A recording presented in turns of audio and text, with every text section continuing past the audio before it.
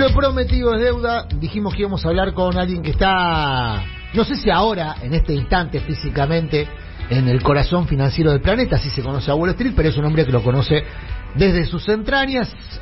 Allí habita laboralmente, es un consultor financiero con mucha lucidez también para analizar la actualidad más allá de las finanzas, y un amigo de la casa, el señor Javier Timerman. Hola Javier, Adrián Murano te saluda, ¿cómo estás? ¿Qué tal? ¿Cómo están? Bien, muy bien. Buenas tardes. Gracias por atendernos. Javier, ¿estás en Wall Street o estás acá? No, estoy en Buenos Aires, llegué el lunes. Muy bien, muy bien. Bueno, arranco con una pregunta que en realidad incluye un audio. Si me permitís compartir con vos una breve frase que hizo ayer Patricia Bullrich, que refirió a lo siguiente. Fue la propuesta de una economía bimonetaria, Patricia. Sí, nosotros estamos convencidos que la Argentina va a tener que salir con los ahorros de los argentinos, porque no va a venir capital por un tiempo, luego con la confianza vendrá. Bueno, a ver, Javier, hay operadores del mercado, hay rumores que le adjudican a esta frase de ayer de Patricia Bullrich la caída de casi 10 puntos del valor de los títulos argentinos. ¿Es una exageración o no, a tu modo de ver, Javier? Mira, yo sí creo que es una exageración. No creo que haya una persona que tenga ese nivel de poder sobre un mercado que es bastante grande. Creo que lamentablemente en Argentina lo vivimos con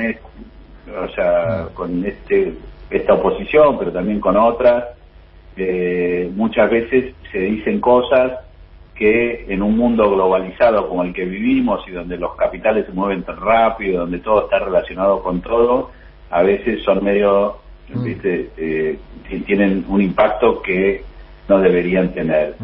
Este es un momento sensible para la Argentina porque la Argentina tiene cerrado el acceso a los mercados de deuda internacionales, entonces solo puede financiarse en los mercados de deuda locales o emitiendo, y bueno, el mercado estaba bastante apetecido de deuda que estaba indexada por inflación y por diferentes razones, algunos meramente cuestiones de mercado. Bajó ese apetito y se tuvo que vender parte de esa deuda y pasó lo que pasó, que el mercado empezó a caer y la deuda argentina se desvalorizó. Ahora, Javier, como quien se quema con leche ve una vaca y llora, dice el dicho, y todos tenemos presentes la experiencia de, por ejemplo, Guido Di Tella y Cavallo hacia fines del gobierno de Alfonsín en visita a inversores y a Estados Unidos, diciendo que no se le prestara a la Argentina aquel gobierno de Alfonsín que venía en falsa escuadra, y siempre se le adjudicó aquellas gestiones, el derrumbe del gobierno de Alfonsín. ¿Hay susceptibilidad respecto a este tipo de frases de Bullrich o de frases que se dicen en el pasillo, digamos, del mismo tenor por parte, por ejemplo, de economistas de la oposición que plantean que la Argentina puede llegar a reestructurar su deuda en pesos? No sé si escuchaste esos rumores y si en tal caso totalmente. ¿Esos rumores influyen en este tipo de comportamiento financiero? Influyen y lamentablemente es parte de lo que nosotros tenemos que mejorar como país, ¿no? Yo he vivido toda mi vida afuera, hay cosas de la Argentina que nunca entenderé, pero me parece que uno de los problemas que debemos corregir es que cuando a la Argentina le va mal a todos los argentinos y especialmente a los más vulnerables. Y entonces hay que tratar de ser responsable en lo que uno dice. Y esto va también para el actual gobierno cuando era oposición. Yo lo dije, muchachos, yo les tengo mucha admiración a ustedes, a las madres. Yo no soy un admirador de las madres, soy un amador de las madres, porque creo que las madres es lo mejor que le pasó a la Argentina en el siglo pasado. O sea, creo que el movimiento de madres, por eso yo accedí a esta entrevista, porque yo le tengo un cariño enorme a las madres, por todo lo que hicieron, pero la realidad es que también hay que hacer crítica cuando este gobierno estaba en la oposición. También había economistas de este gobierno afines que decían cosas que perjudicaron, llamémoslo, a las variables económicas cuando el gobierno era otro. Y no es bueno ni para los argentinos, no es bueno para nadie. Entonces a mí me gustaría ver más sensibilidad, más sensibilidad con estos temas que son tan importantes, y porque te doy un ejemplo. Si el gobierno no puede refinanciar esta deuda que tiene atada a la inflación y tiene que convalidar tasas mucho más altas, pagar tasas mucho más altas, esa plata sale de un lado y sale de los más vulnerables. Y si el gobierno, en vez de emitir deuda porque no tiene quien la compre, tiene que emitir pesos, va a haber más inflación, y si hay más inflación, los que más van a sufrir son los más vulnerables. Entonces tiene que haber cierto grado de responsabilidad en general cuando se trata de temas tan importantes y que afectan tanto a los argentinos. Javier, en relación a esto que mencionás y a tu propia experiencia en el exterior, yo aludía recién a aquella historia de Cabal y Guido Itela, porque es la que se ha hecho pública, y vos decías, bueno, pero pasó mucho en la historia de distintos economistas, dirigentes que en la especulación del corto plazo electoral o político dañaron las posibilidades financieras de la Argentina. Hoy la Argentina está, yo veo los números y veo que la deuda en pesos es del 7% del producto. O sea, objetivamente no debiera haber un riesgo. ¿Por qué nos sentimos en riesgo? No, es una excelente pregunta. Yo creo que ese es el kit de la cuestión. Eso es lo que deberíamos debatir como sociedad. ¿Qué nos ha pasado que tenemos una deuda tan baja y sin embargo no logramos financiarnos, no logramos tranquilizar? Y yo creo que es nuestra historia. Vos sabés que en la credibilidad en los mercados, en la economía, generalmente tarda mucho en conseguirse, en la reputación, etcétera, y sin embargo se pierde en un minuto. Y yo creo que nosotros tenemos un problema que es justamente ese, de la incertidumbre. El mundo, los inversores, pero no estoy hablando de los inversores solamente de bonos o de inversores especulativos, los inversores también que quieren invertir en proyectos, en la economía real, le tienen pánico a los vaivenes de la Argentina. Y entonces, porque es incertidumbre, y la incertidumbre es el principal enemigo en una economía, y la Argentina está plagada de incertidumbre. No sabemos si va a venir un Milei a hacer qué cosa, si va a venir este, si va a venir otro. Yo creo que siempre dije que si nosotros lográbamos que haya en la Argentina un mero consenso, pero muy básico, pero que involucre a las principales fuerzas políticas, el beneficio sería astronómico. Pero no pasa, porque en nuestro ADN está que cuanto peor le vaya al que piensa distinto, mejor para mí. Y eso termina, porque es increíble, el que sufre es el pobre. Yo noto, me fui de la Argentina cuando tenía 16 años al exilio, ¿no? Y el otro día lo estaba hablando, si me permitís una anécdota, ¿no? Con un amigo, mi mejor amigo de esa época, que sigue siendo mi mejor amigo, que es el hijastro, o sea, el padrastro de él era Paco Urondo, ¿no? Sí. Y él se fue al exilio, igual que yo, el mismo año. Él se fue a España, yo me fui a Israel. Estamos hablando de lo que era la clase media argentina, cómo se vivía en esa época pre-golpe de Estado, ¿no? Que era un país donde uno no veía esos niveles de pobreza que vemos ahora, pero tampoco veía esos niveles de riqueza que vemos ahora en un grupo muy reducido de gente. Está bien lo que estás mencionando, Javier, porque siempre nosotros decimos, cuando hablemos de pobreza, hablemos también fundamentalmente de riqueza. Porque cuando dicen la Argentina produce pobres, produce ricos también. Lo que pasa es que la plata esa que se usó para producir poco, que no se usó y produjo pobres, produjo ricos también. Claro. Javier, sí. Son pocos. Estamos... sí. Para resumir, sí, el problema argentino y por qué tenemos problemas cuando nuestras variables económicas no son malas, es por un tema político. Hay un hartazgo hacia la política argentina. Estamos en comunicación con Javier Timerman. Te pregunta, Javier, Valentina Castro. ¿Qué tal, Javier? ¿Cómo estás? Yo te quería consultar si vos crees que esta cuestión de la inestabilidad y la desconfianza de los mercados puede atentar también contra la necesidad de cumplir las metas del acuerdo con el FMI en relación a las reservas, que hay una gran parte que el propio ministro Martín Guzmán ha dicho que se va a financiar con el financiamiento bilateral, ¿no?, por cuenta financiera. ¿Vos creés que efectivamente a partir de esta desconfianza que tienen los mercados puede ser que eso cambie un poco el horizonte?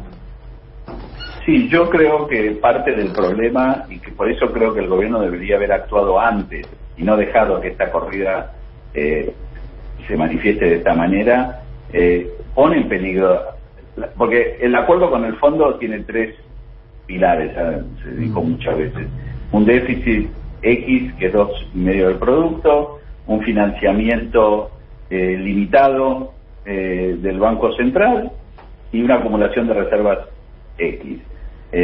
Si la Argentina no puede, porque la deuda no tiene compradores, y la Argentina no puede, me refiero a la deuda en pesos, no tiene compradores, entonces no puede hacer rollover y tiene que usar más financiamiento del Banco Central, y va a incumplir una meta del